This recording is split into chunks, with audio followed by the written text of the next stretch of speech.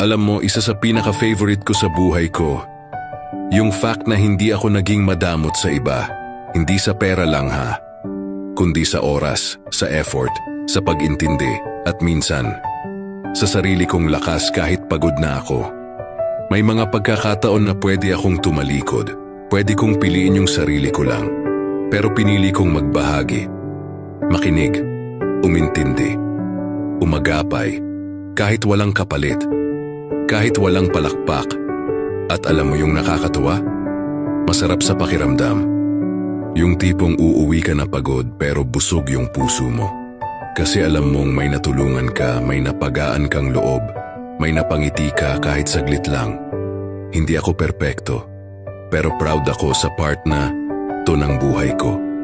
Na sa mundong madamot minsan, pinili kong maging bukas palad. At para sa akin, malaking yaman na yon.